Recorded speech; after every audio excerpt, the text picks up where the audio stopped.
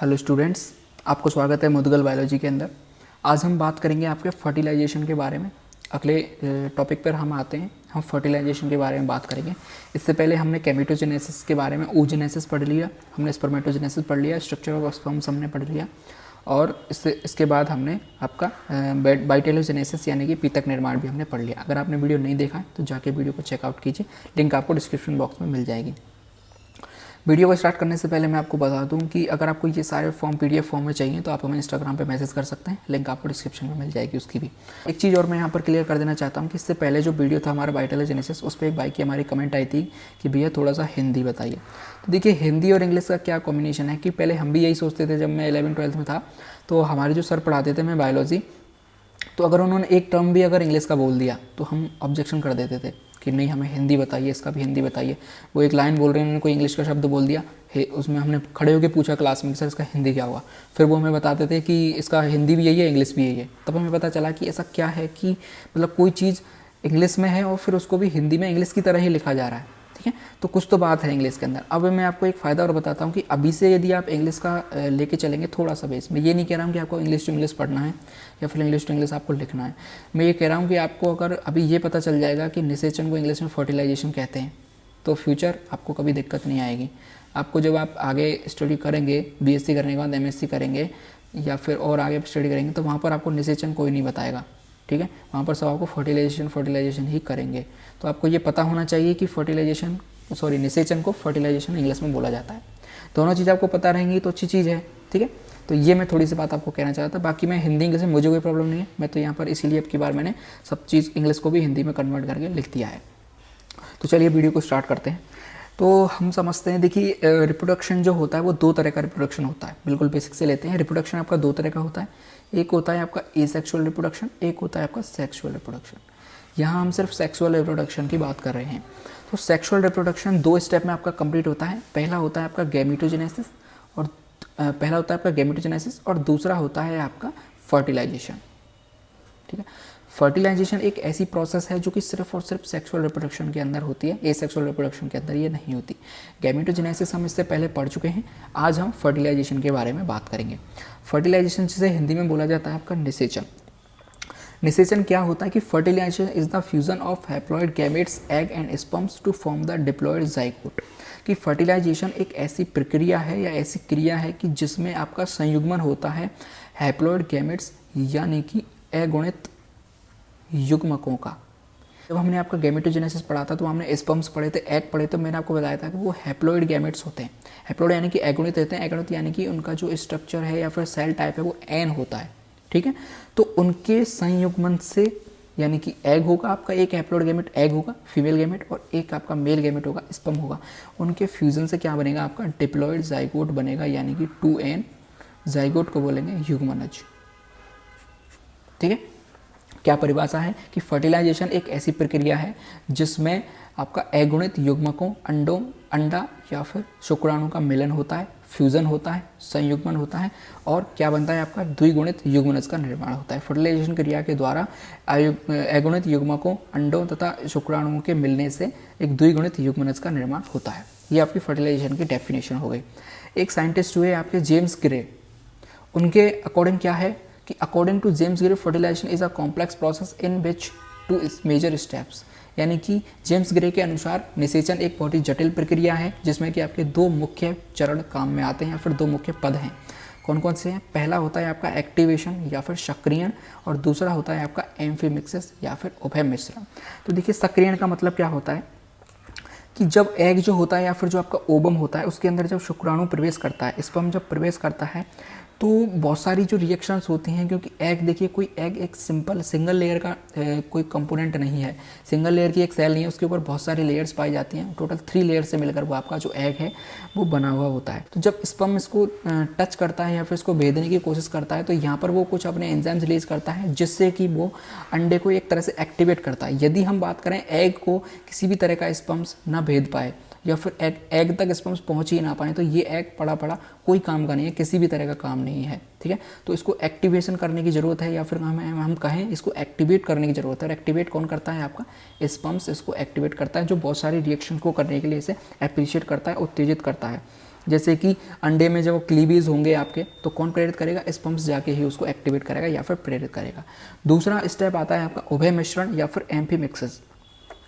नाम से ही क्लियर हो रहा है, एम्फी का मतलब होता है उभय यानी कि कोई दो चीज़ें, मिक्स यानी कि मिश्रण किन्हीं दो चीज़ों का मिलना।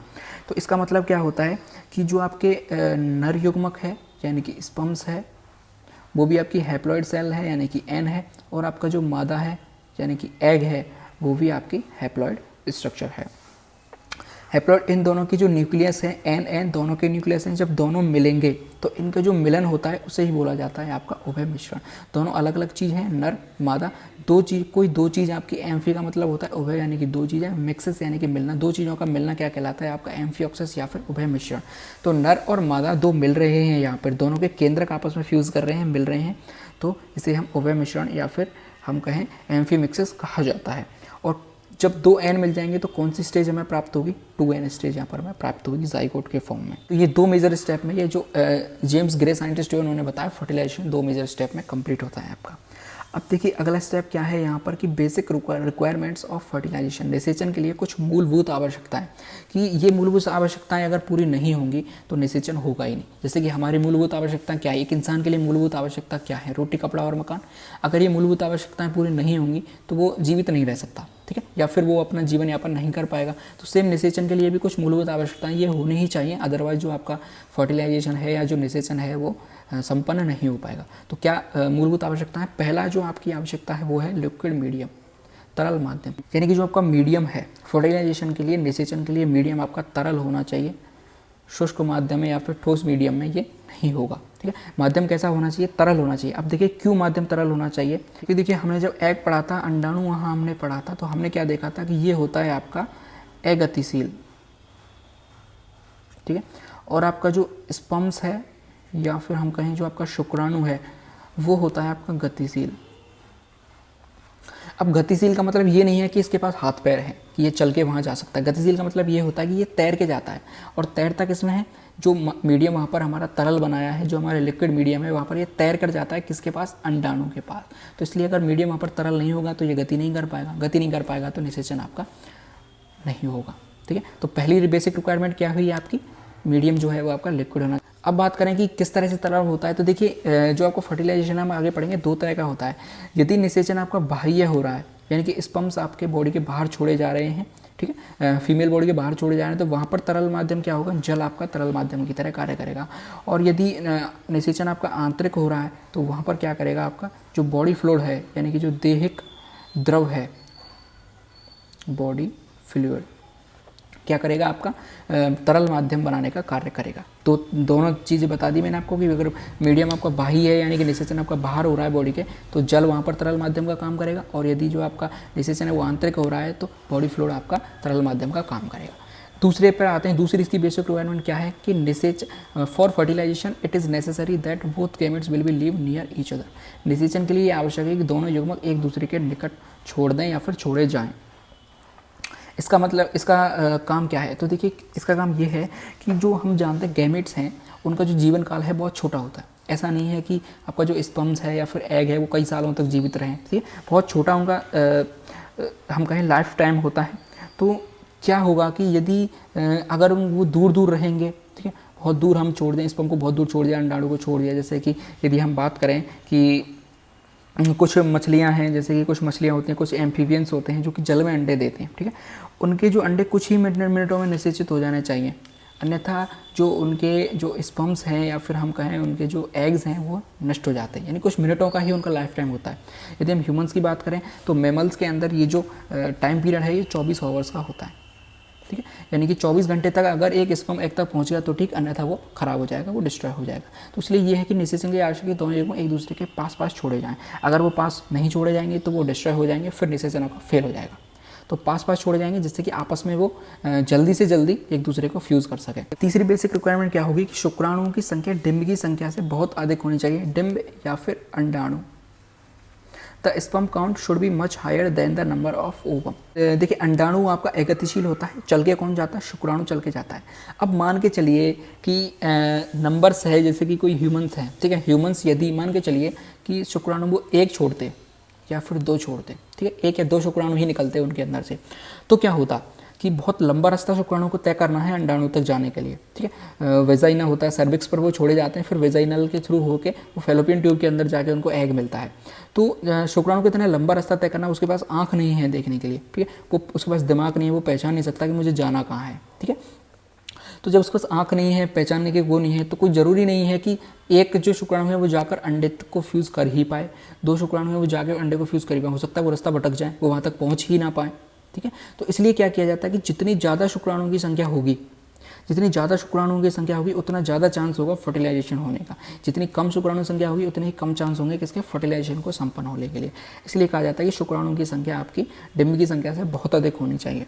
अब हम बात करें ह्यूमंस के अंदर जो स्पर्म्स हैं उनकी संख्या कितनी होती है, तो मिलियंस के अंदर आपके एक बार के एजैकुलेशन में 300 मिलियन आपके शुक्राणु हैं वो निकाले जाते हैं एक बार के एजैकुलेशन के दौरान। तो ये तीसरी आपकी बेसिक रिक्वायरमेंट्स हो गई। चौथी बेसिक रिक्वायरमेंट्स की हम तरफ चलें तो egg size should be large, अंडे का आकार बड़ा होना चाहिए। इसका मतलब क्यों? देखिए हमने पढ़ा था अंडाणु और स्पर्म्स, तो अंडाणु का जो आकार है बड़ा होता है किसके मुकाबले, स्पर्म्स के मुकाबले। क्यों?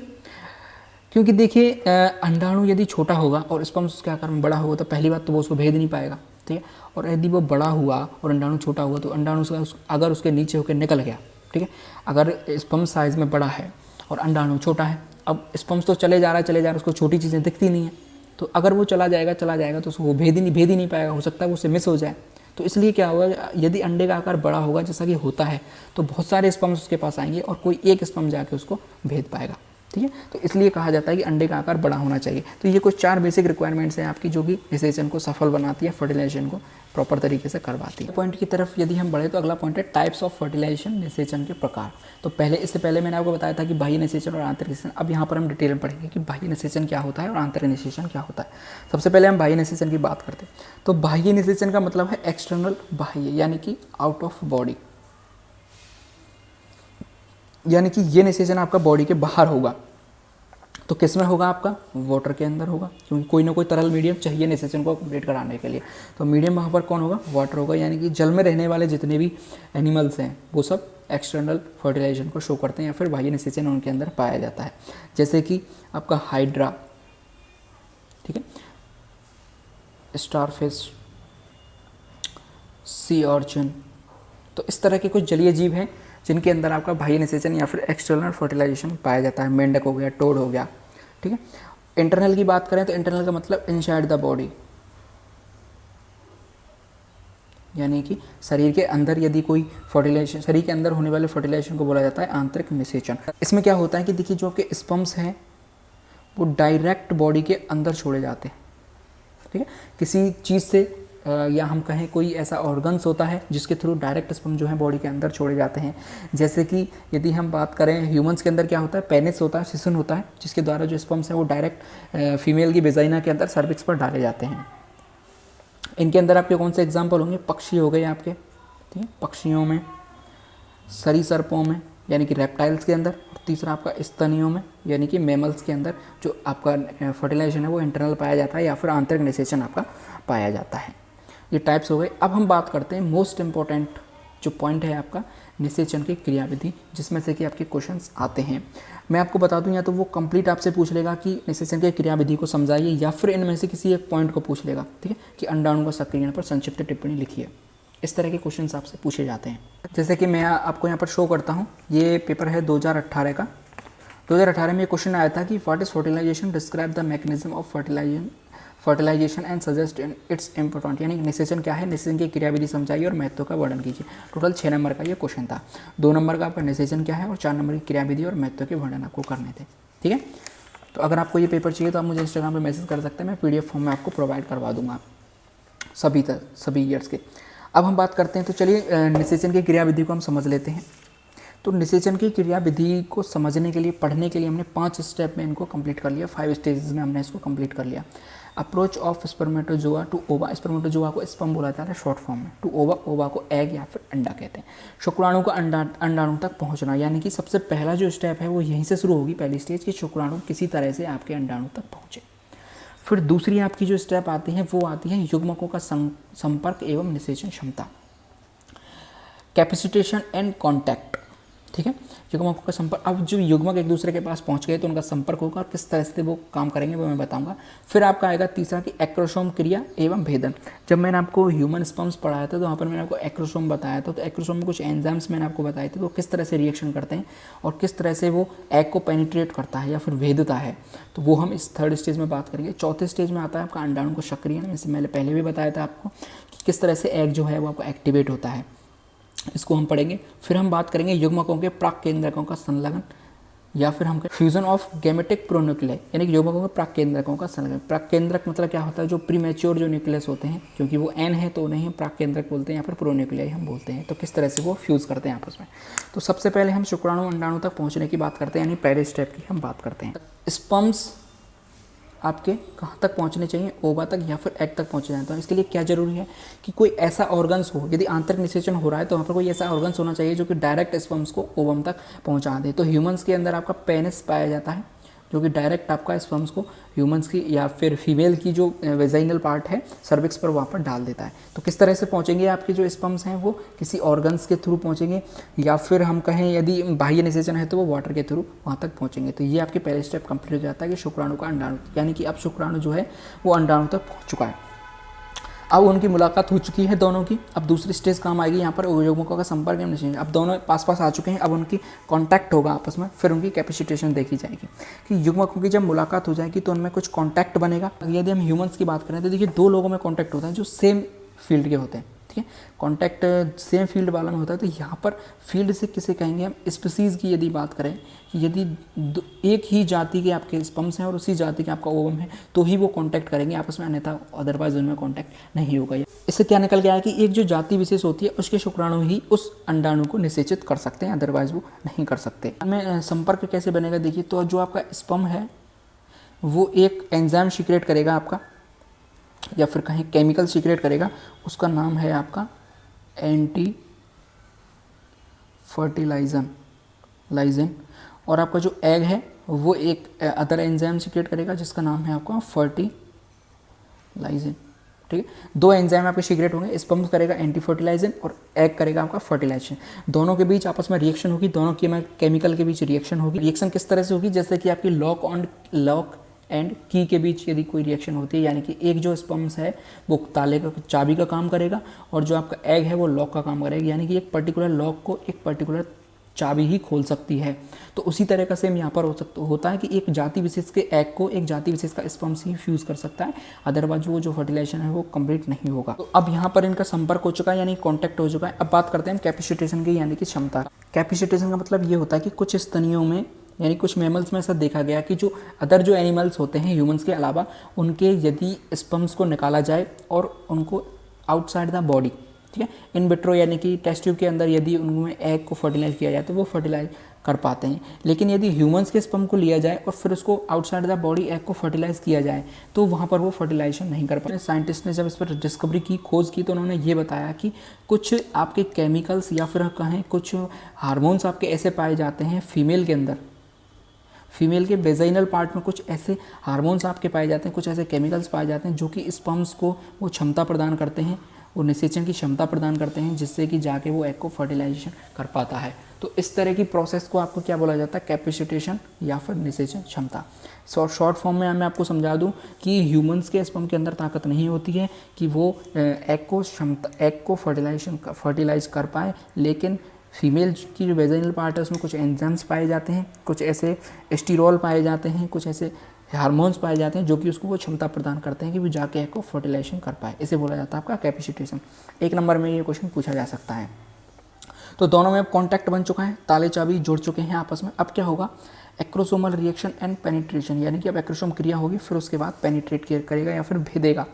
तो जब शुक्राणु आपका अंडाणु की सतह पर चिपक चुका है, ठीक है, चाबी जो है वो लॉक के अंदर जा चुकी है, अब वह क्या होगा, वो गति नहीं कर सकता।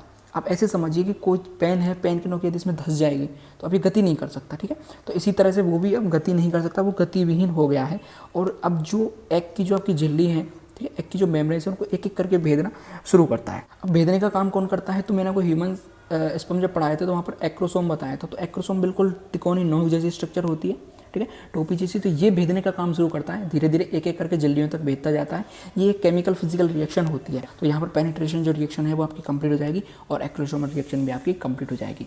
अब क्या होगा कि जो आपका स्पम्स है वो वहाँ तक पहुँच चुका है जहाँ तक उसे पहुँचना है, यानी कि एग की जो लास्ट मेम्ब्रेन है वहाँ पर वो पहुँच चुका है। और इसके बाद एक और चीज़ होगी कि जो आपका अंडाणु है, अंडाणु के जो पर्टिकुलर एरिया है वहाँ पर शुक्राणु का पहुँच चुका है। अब क्या होगा कि जो शुक्राणु है उसको खींच लिया जाएगा ऑटोमेटिक, अब अंडाणु के द्वारा उसको अंदर की तरफ खींच लिया जाएगा। अब अगला स्टेप आता है आपका एक्टिवेशन ऑफ ओवम या फिर अंडाणु का सक्रियण। अब इसका सक्रियण कैसे होगा, तो देखिए यहाँ पर क्या चीज़ होगी कि जैसे ही आपका मान के चलिए ये एग है आपका और ये स्पम्स है, ठीक है, ये इसकी बॉडी पार्ट है, ये इसकी टेल है।